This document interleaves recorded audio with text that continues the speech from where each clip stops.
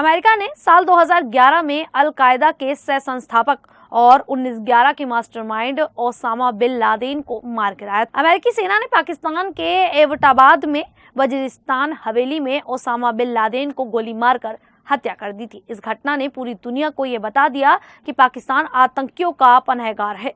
इतना ही नहीं, चाहे मुंबई आतंकी हमले का मास्टरमाइंड हो और आतंकी संगठन लश्कर ए तैयबा का संस्थापक हाफिज सईद हो या जैश ए मोहम्मद आतंकी संगठन का संस्थापक मसूद अजहर हो, ये सभी पाकिस्तान सरकार की सुरक्षा में खुलेआम घूम रहे हैं। वहीं पाकिस्तान दुनिया में एकमात्र ऐसा देश है जहां आतंकियों के खिलाफ आवाज उठाने वालों को कड़ी सजा दी जाती है। दरअसल पाकिस्तान की एक अदालत में बुधवार को एक डॉक्टर की अर्जी पर सुनवाई हुई। मामला डॉक्टर की रिहाई का है। डॉक्टर का नाम शकील अफरीदी है, जिन्होंने ओसामा बिन लादेन को पकड़वाने में अमेरिका की मदद की थी। डॉक्टर शकील अफरीदी पर साल 2011 में ओसामा बिन लादेन को मारने वाले अमेरिकी ऑपरेशन में मदद पहुंचाने का आरोप है। हालांकि उन पर कभी औपचारिक रूप से केस दर्ज नहीं हुआ। डॉक्टर अफरीदी ने हमेशा कहा कि इस मामले पर उनकी निष्पक्ष सुनवाई नहीं हुई।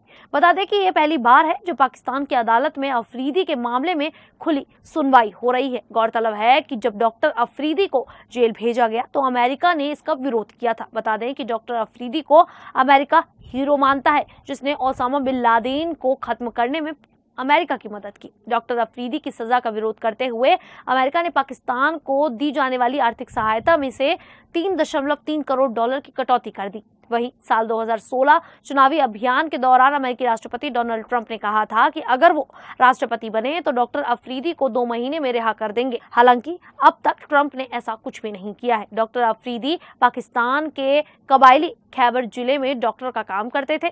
अमेरिका के फंड से चलने वाली मेडिकल सेवाओं और वैक्सीनेशन प्रोग्राम के प्रमुख थे। उन्होंने कई शहरों में हेपेटाइटिस बी के लिए टीकाकरण कार्यक्रम चलाए थे। वो काम के सिलसिले में एबटाबाद शहर भी जाते, जहां ओसामा बिन लादेन छिपा हुआ था। अमेरिकी खुफिया एजेंसी की प्लानिंग थी कि वो एबटाबाद में रह रहे किसी बच्चे के खून का सैंपल ले, ताकि डीएनए टेस्ट के जरिए पता चल सके कि उनका ओसामा बिन लादेन से कोई रिश्ता या नहीं है।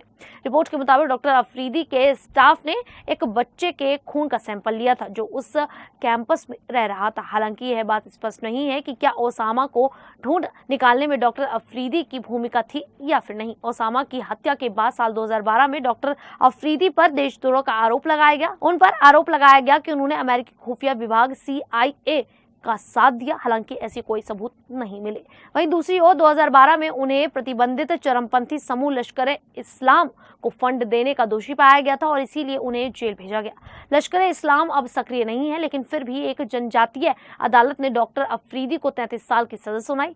बाद में इसे 23 साल कर दिया गया। डॉक्टर शकील अफरीदी ने साल 1990 में खैबर मेडिकल कॉलेज में ग्रेजुएशन किया था। उनकी गिरफ्तारी के बाद उनके परिवार पर हमेशा हमले का डर सताता रहता है। उनकी पत्नी एबटाबाद की एक रक्षा विशेषज्ञ हैं। पति की गिरफ्तारी के बाद वो छिप कर रहती हैं। उनके 3 बच्चे हैं, 2 बेटा और 1 बेटी।